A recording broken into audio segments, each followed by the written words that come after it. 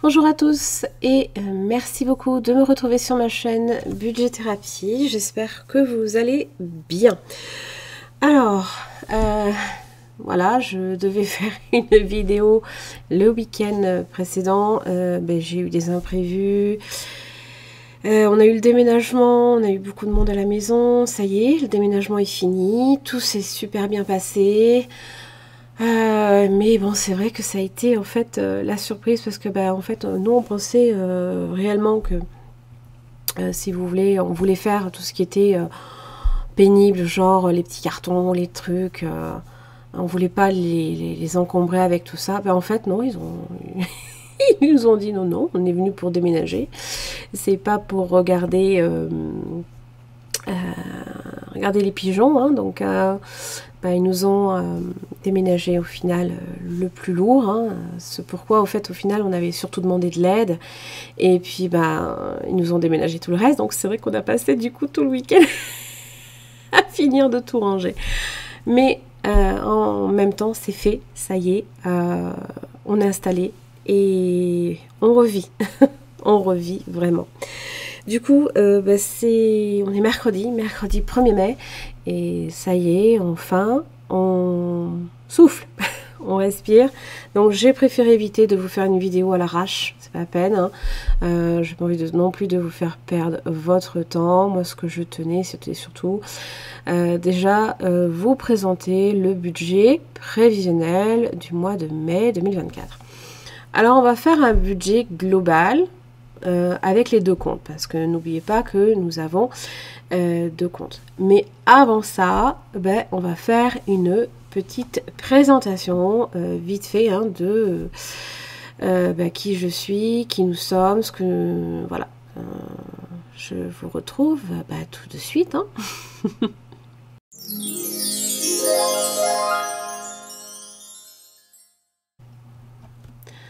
Alors donc, je m'appelle Hélène, j'ai 47 ans, je suis mariée, mon mari est à la retraite, je travaille pour l'instant à temps partiel en CESU, et je suis rémunérée le reste le reste du temps, hein, par le Pôle emploi, avec l'aide au retour à l'emploi qui m'est disponible en fait, hein, pour un temps imparti bien entendu, hein.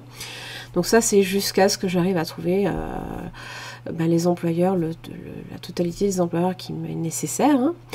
Donc je suis en CESU, donc évidemment j'ai une rémunération qui est, on va dire, hachée, hein, en début de mois. On va dire que certains me déclarent, sont gentils, certains me déclarent un petit peu en avance.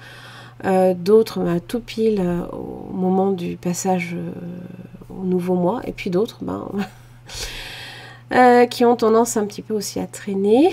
Donc bon, c'est vrai que pour le coup c'est pas évident de jongler avec son budget. Il faut du coup se garder un petit peu, on va dire, du budget du mois précédent sous le coude pour entamer le nouveau mois, jusqu'à ce que ça vienne se caler, hein. Et pareil pour mon mari qui est à la retraite, puisqu'il touche la complémentaire en début de mois, et la retraite de base le 8 ou le 9, hein, donc c'est pareil. Donc nous venons de déménager dans une petite maison qui coûte certes un peu plus cher, mais pour lequel nous avons tenu en fait à avoir un cadre de vie beaucoup plus sain, beaucoup plus serein et calme surtout, hein, parce que ça commence, de toute façon quand on avance dans l'âge, on a besoin de se poser, d'être, on est d'autant plus sensible à tout ce qui est bruit, ça engendre pas mal de stress, de fatigue, voilà. Et donc ça, c'est vrai que ça nous pesait, mais c'est vrai qu'on s'en rend compte réellement à quel point ça nous pesait quand on a commencé effectivement à vivre ici. Ça fait maintenant 3 semaines, 1 mois qu'on y est, même si au départ c'était un peu du camping, hein, mais c'est pas grave, au fur et à mesure on a amené les affaires. Et donc nous payons encore le loyer du précédent appartement. C'est un choix, hein, on a préféré ne pas embaucher des déménageurs, hein, qui nous auraient sûrement coûté beaucoup plus cher. Nous avons préféré payer 3 mois de loyer en plus. Voilà. Donc c'est normal si vous voyez, et ça nous sommes le 2e mois, hein, c'est normal si vous voyez effectivement 2 loyers dans notre budget. C'est tout à fait logique. D'ici le 25 juin, ça va se terminer, tout va rentrer dans l'ordre. Donc, nous avons 2 véhicules et qui sont entièrement payés, hein, pas de location ou pas de crédit dessus. Et puis, nous avons un chat, voilà, de 3 ans maintenant. Donc, mes 2 filles, je suis maman, hein, j'ai 2 filles, une qui est majeure, qui a 20 ans, qui va faire un road trip dans pas longtemps. Donc, va falloir aussi que j'intègre, va y avoir des réparations, plutôt une révision, voire peut-être une petite réparation sur la voiture avant qu'elle parte, hein, parce que je veux qu'elle parte tranquille, hein, serein. Et puis ma plus jeune qui a fait le choix d'aller vivre avec son papa. Voilà. Donc, la présentation étant faite, eh bien, on va tout de suite partir sur le budget prévisionnel du mois de mai. À tout de suite.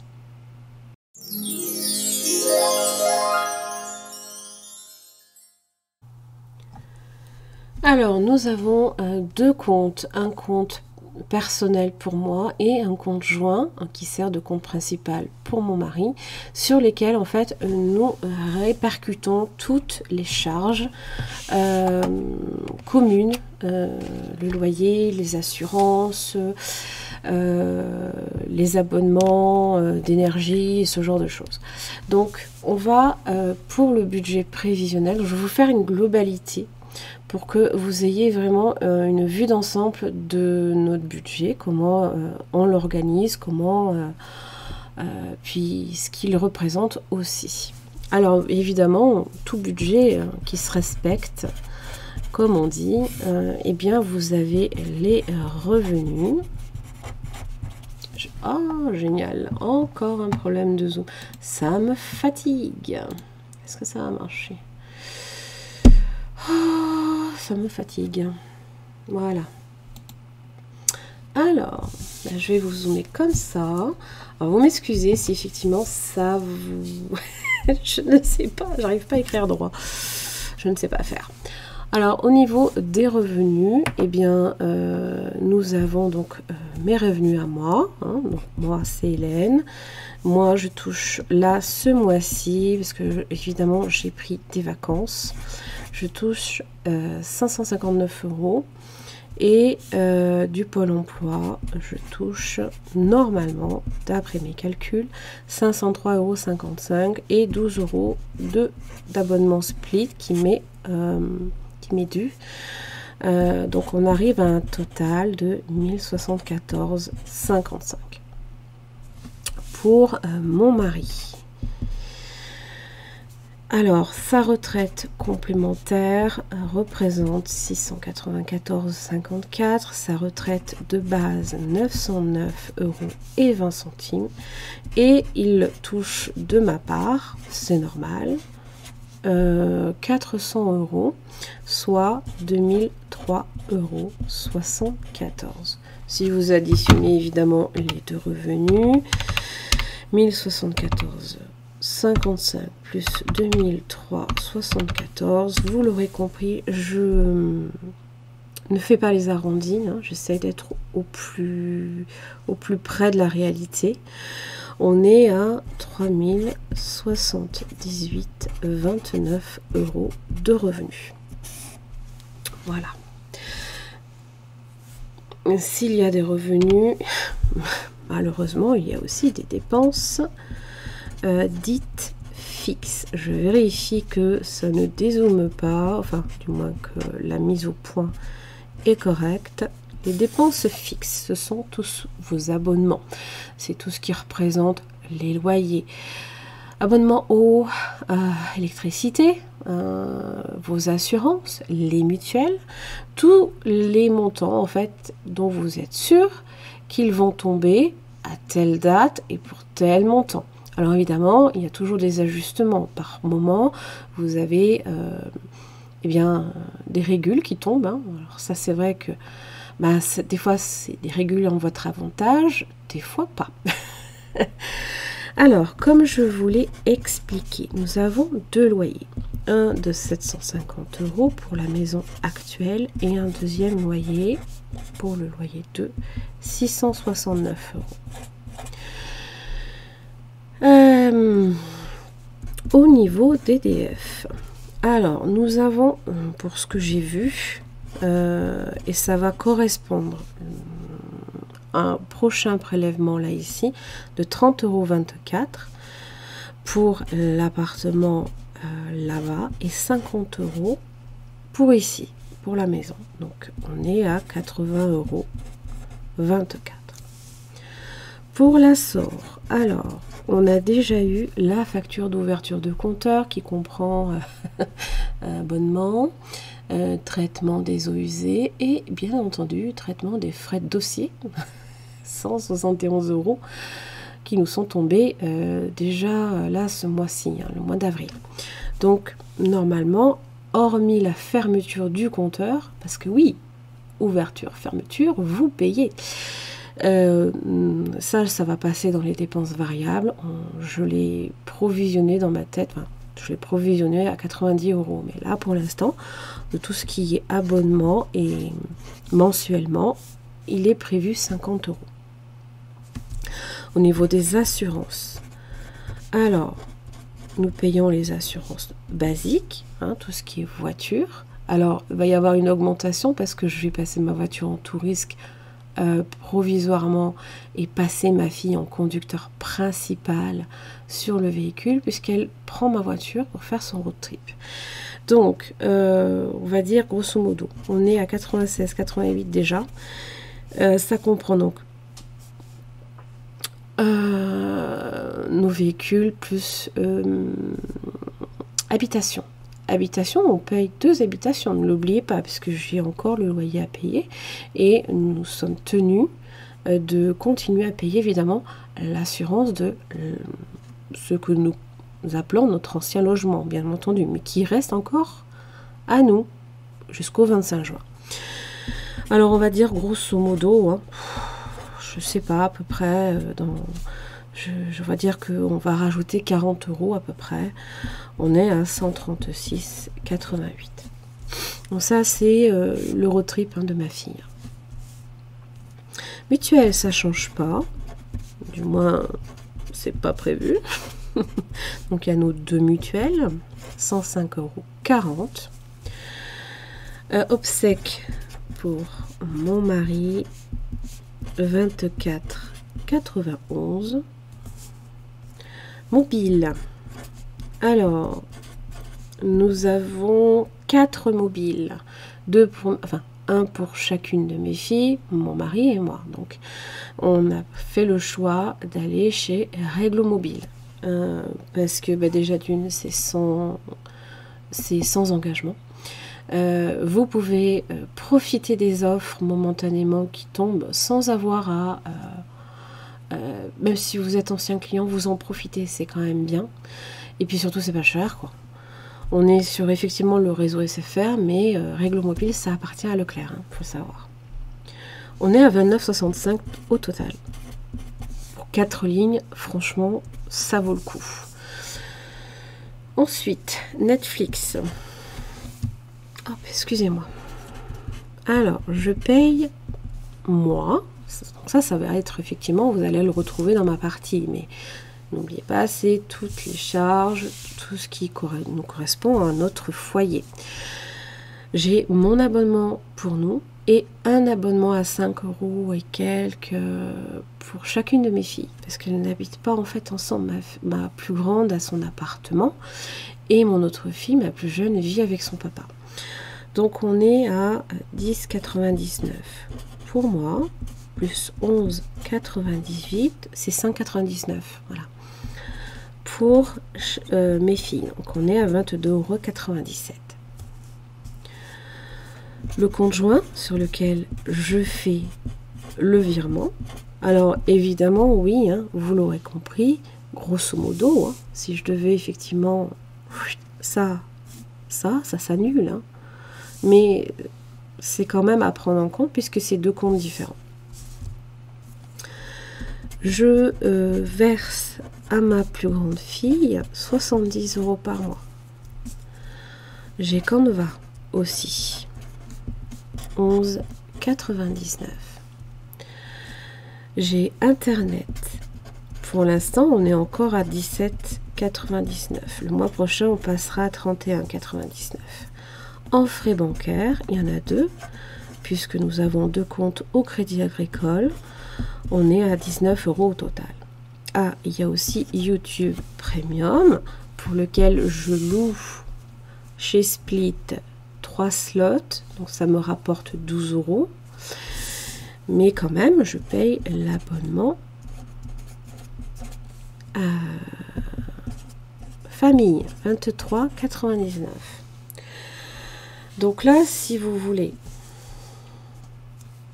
alors je peux, si vous souhaitez faire le total de tout ça, ce qu'on va faire, c'est qu'on va plutôt retrouver le solde. Hein. On va plutôt calculer le solde de ce qui nous reste pour que vous compreniez un petit peu effectivement les choses à prendre en compte pour celles et ceux qui débutent, hein, qui du moins cherchent aussi, hein, à se reprendre en main quelque part. Hein. C'est mieux comprendre évidemment comment on gère un budget, quoi. Attention, je n'ai pas prétention à mieux faire que les autres. Il y a beaucoup de budgéteuses, hein, sur YouTube. Je vous invite vraiment à les voir parce que je me demande si à un moment donné j'ai pas fait plus. Ah, vous voyez, je parle. Donc je vous invite à les voir parce que c'est important aussi d'avoir différentes manières. Moins 750, moins 669, moins 80,24, moins 50, moins 136, 88, moins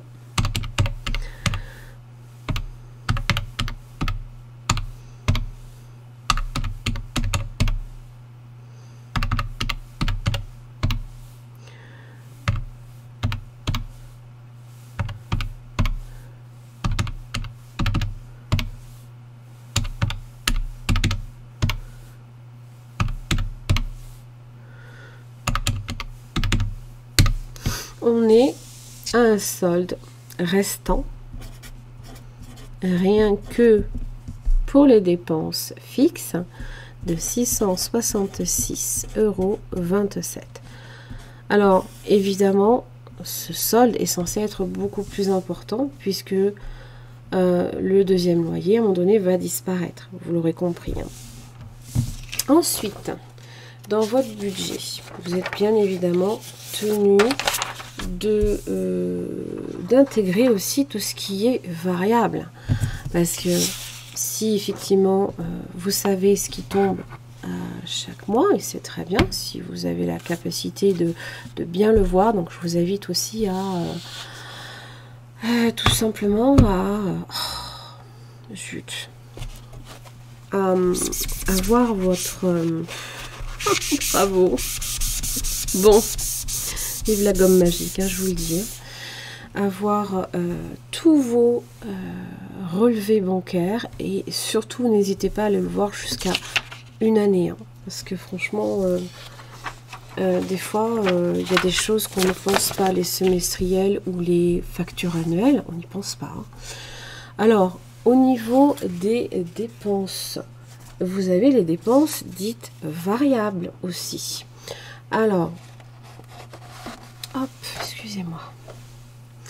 Alors moi, dans les dépenses variables,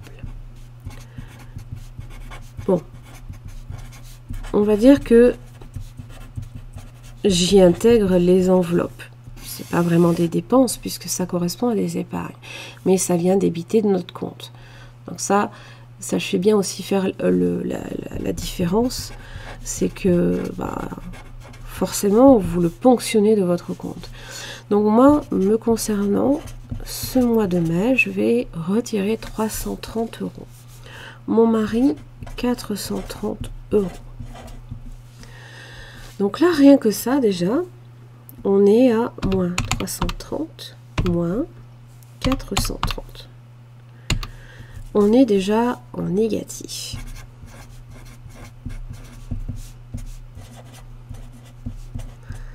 Moins 93,73 €. Du coup, ça fait des gros pâtés. On voit pas très bien les chiffres. Je m'en excuse. Alors ça, c'est évidemment ces écarts. On l'a prévu. On a pris sur notre épargne. Hein. Bon, vous avez le montant là, ok. On l'a pris sur notre épargne. Donc, évidemment, on va pas faire ça toute l'année. Hein. C'est vraiment jusqu'au 25 juin et puis basta, quoi. Après, on revient sur un budget basique. Hein. Dans Autres, j'y intègre tout ce qui est alimentation. Alors, l'alimentation, on la gère de deux façons différentes. Une en espèces, que on retrouve dans les enveloppes, et une partie en drive. On budgète 250 €. Grosso modo. Des fois ça varie quand j'ai mes filles. Voilà. Carburant, ce mois-ci, je vais mettre seulement 100 €. Pardon. Pourquoi? Parce que ma fille va prendre la voiture vers le 14, je crois. Donc d'ici là, j'aurai plus de frais d'essence dessus puisque c'est elle qui aura la voiture. J'intègre aussi en dépenses variables la fermeture du compteur de la SOR. Et là, tenez-vous, normalement on est à 85 €, mais je pense qu'ils ont augmenté leur tarif depuis. Vous l'aurez compris. Donc, moins 93,73, moins 250, moins 100 €, moins 90 €. On est à moins 533,73 de budget. Si on n'avait pas eu le loyer, on était à plus 135,27, voire même un peu plus, puisqu'il y avait aussi l'assurance habitation. Hors loyer 2, on serait à plus 135,27. Voilà. Alors c'est vrai que ce sont des dépenses et c'est vrai que il se peut aussi qu'il y ait d'autres variables. Alors bon, on compte aussi sur notre façon aussi de gérer le budget, de faire des économies, de faire attention quand on dépense en alimentation, ce genre de choses. On essaie de faire attention à tout ça. Seulement, oui, des fois il y a des aléas, des fois il y a des surprises. Alors c'est pour ça qu'il faut se créer une enveloppe fonds d'urgence. C'est pour ça aussi qu'il faut se créer tout ce qui peut être même un fonds de précaution. Vous n'êtes pas à l'abri un jour de vous retrouver le dos au mur, je ne sais pas, vous perdez votre emploi. Alors évidemment, il y a des aides, mais les aides sont toujours moins importantes qu'un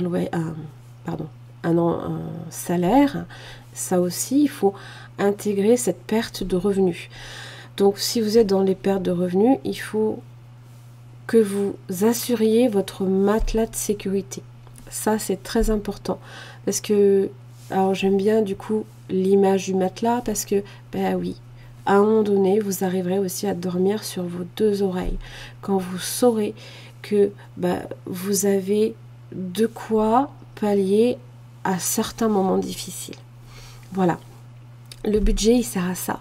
Le budget, il sert à vous sécuriser, à vous tranquilliser et aussi à vous faire plaisir. Vous n'êtes pas non plus tenu à un moment donné de... Bon là c'est un budget un peu spécifique, mais quand vous arrivez aussi à faire des économies, que ces économies vous les mettez en épargne, vous faites fructifier vos épargnes, oui, vous pouvez vous octroyer un peu de plaisir. Nous, par exemple, on a une enveloppe week-end, alors c'est l'enveloppe vacances. On va aussi prévoir nos vacances l'année prochaine, hein, pas cette année, c'est bon, on a eu assez de frais, pour l'Écosse. L'année prochaine, c'est l'Écosse. Mais donc tout ça, ça se prépare en amont. Ça se prépare.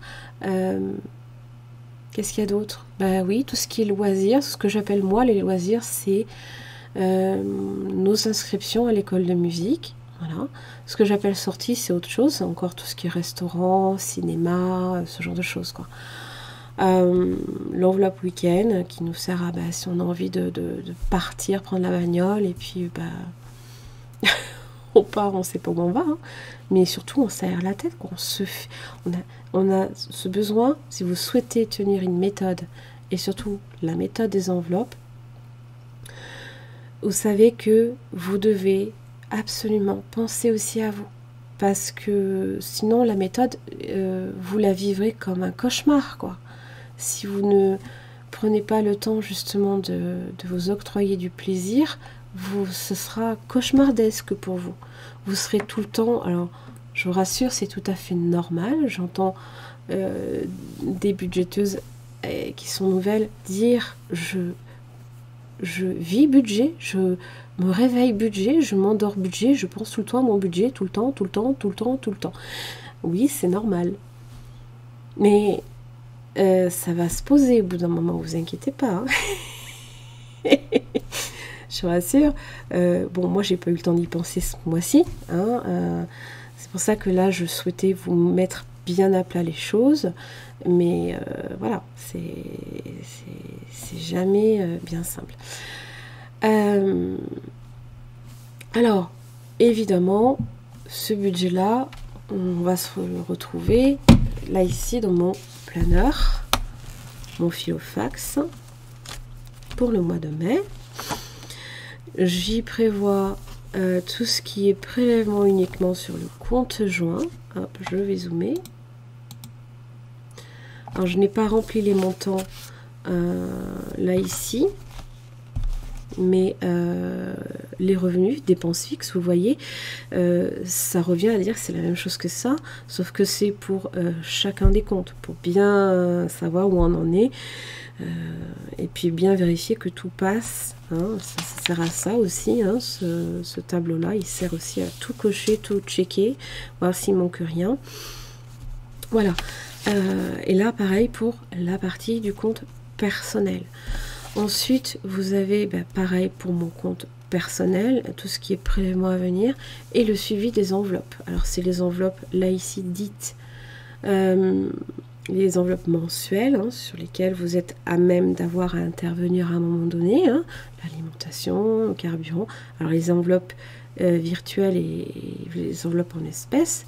Moi, les enveloppes en espèces, c'est alimentation, c'est tabac, pharmacie, vacances, vêtements, beauté, sortie, maison et scolarité. Au final, la seule qui soit en virtuel, c'est la partie carburant. Mais bon, après, vous avez aussi un suivi de toutes les dépenses que vous faites et au final de toutes les économies aussi. Donc, c'est important aussi de bien les répercuter. Et le suivi des défis, en fait, c'est tout ce que vous allez mettre en défi. Qui vont correspondre au final à vos économies pour lesquelles vous allez prévoir. Hop. Vous allez vous dire j'ai besoin de prévoir certaines choses dans certains domaines. Voilà, l'enveloppe des 5 €, moi je la prévois principalement pour les vacances. Alors c'est important aussi quand vous faites des défis de savoir à quoi ils vont servir. Voilà, il y a certaines choses pour lesquelles moi je souhaite aussi mettre de côté les indispensables. Ça, ce sont des défis aussi, pour beaucoup vous les connaissez. Bon, ça c'est Colibri Budget, le festival d'Estrange qui va pas tarder à arriver. Bon, même pour Noël, quoi. Je veux dire, voilà. Alors, je vais vous épargner la partie remplissage, là, ici, de chaque compte. ça je vais le faire hors caméra. Mais déjà vous avez un aperçu global de notre budget pour ce mois de mai, qui bien évidemment, je le répète, ne restera pas figé sur des montants aussi conséquents au niveau des dépenses fixes, c'est normal. Voilà, c'est un choix qu'on a fait entre des déménageurs, ou laisser la maison qui représentait notre idéal nous filer entre les doigts ou pas. On n'a pas voulu que ce soit le cas, donc on a fait un choix.